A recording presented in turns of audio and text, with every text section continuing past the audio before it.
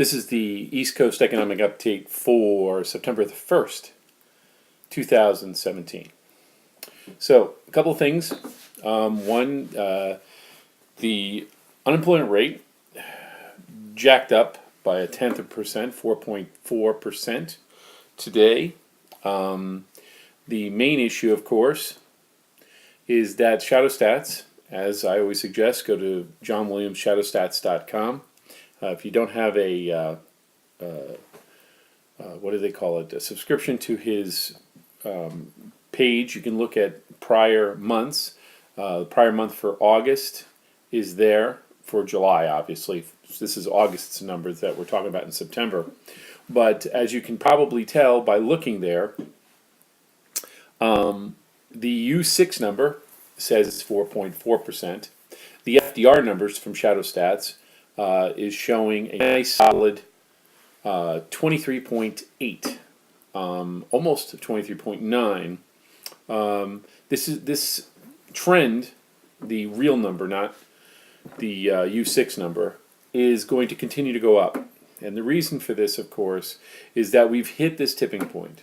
We've hit the tipping point where unemployment rates are going up. They will continue to go up because technology is advancing. And I know I'm beating a dead drum here, or dead horse, or whatever analogy you want to use, but the truth of the matter is that technology has already exceeded its abilities beyond menial labor, beyond white-collar work, basic white-collar work, and of course, once we start getting into the harvest season, you're not seeing this because most jobs that are done menially are done by illegal aliens or migrant workers, as they're commonly termed, that don't have papers.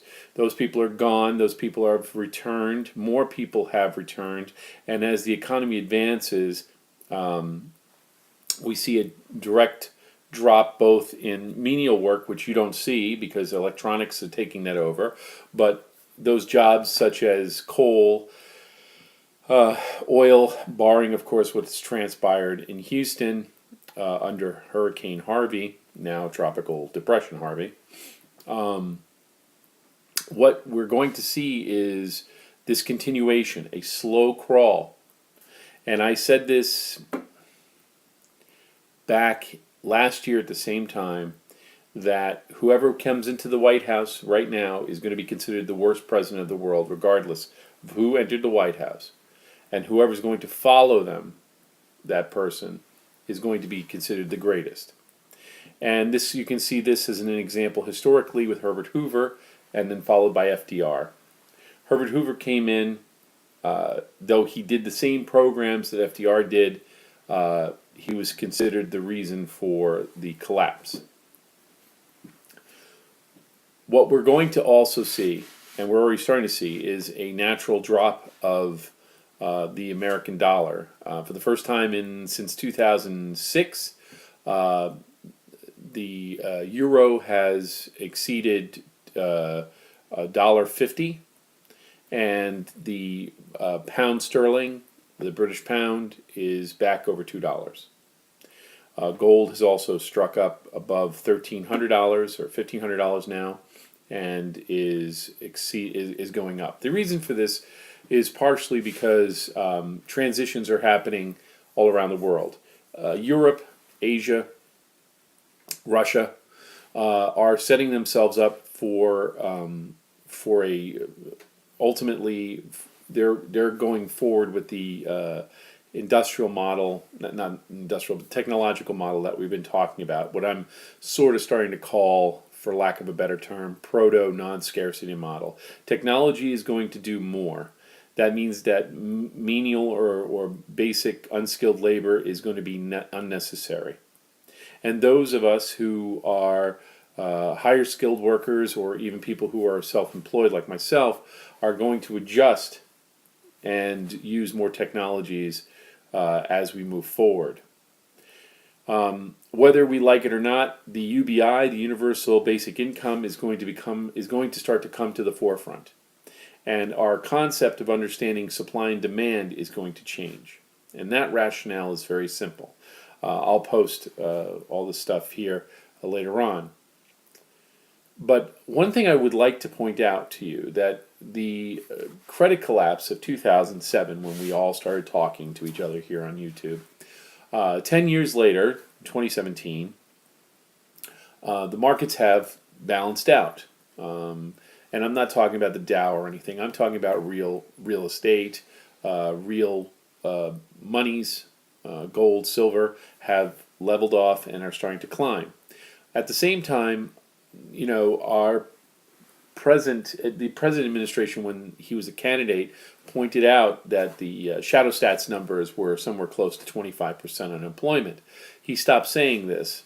Obviously, he has to shift gears because anything that's about to occur on his watch is going to be seen as his fault. It is not his fault. It's no one's fault, except those who refuse to realize that we needed to shift our population away from menial labor, start to train our youth into technologies and aid these technologies towards what is commonly known as the singularity. As the months progress, we will either adjust or crush ourselves. Do not be surprised that under the guise of racial inequality, under the guise of Black Lives Matter and the alt-right are going to respond to that, because they're not going to talk about the fact that we need to be working with technology and start to shift our perspective towards that goal. But they're going to argue about the fact that, there's a tension between the races, which is a bunch of baloney. Unfortunately, we don't see that. That is a distraction. That is your circus to go along with your bread. And we're going to see a lot more violence. And we're not going to see why, except, white supremacists are exercising their desire to be white supremacists, and African Americans are exercising their right to for civil rights, which is true. There needs to be less people being shot because of the color of their skin. But most importantly, what is causing these groups to populate is due to the fact that people can't find jobs, or they can't find jobs that can give them an income or a life. The American dream, the income that will give them the job that they want. And what they want to do is they want to turn back the clock to 1955. It's not happening, ladies and gentlemen. It's not going to happen. And if we try to do it here in this country, other countries like China, Russia, Europe, most of Europe, are going to outstrip us intellectually and technologically, to the point where nothing that we can do here will be worth anything for them to purchase. And we need to focus on the idea that we need to stop looking at the surface and start to really deal with honestly about what's going on.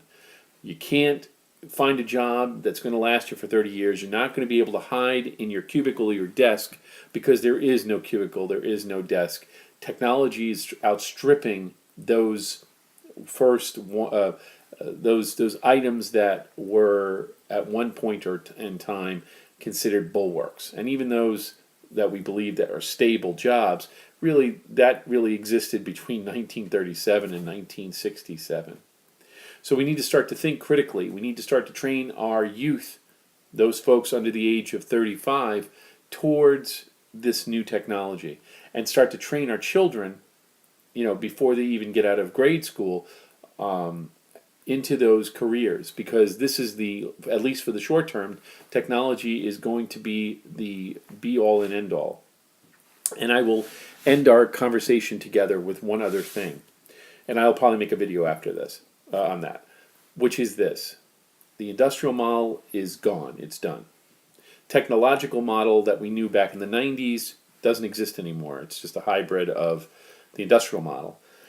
The future model that we're going to have is not going to be based on capitalism, on supply and demand, because technology is going to make it possible that Supply is given. Demand is no longer an issue in the sense that we'll be able to create the items that we need, clothing, building materials, and even have machines build those things and create those items.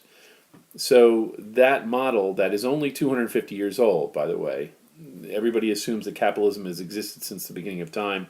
That is not the case. This has only existed for 250 years, and we can point around the time of Adam Smith and end now, probably 1995 in reality. So we need to start to think differently about what we're going to see as society. We have to start to think differently as to what is considered success, wealth, and the rest. And those items are deep thoughts that nobody wants to think about and instead want to march and beat the living daylights out of one another instead of saying, what are we going to do going forward? How do we see the world in the future? How do we live as a society going forward? And that's the thought and questions I leave with you. Please comment. Please let's talk about this because it's an important moment in our history. Peace and a happy Labor Day weekend to all of you.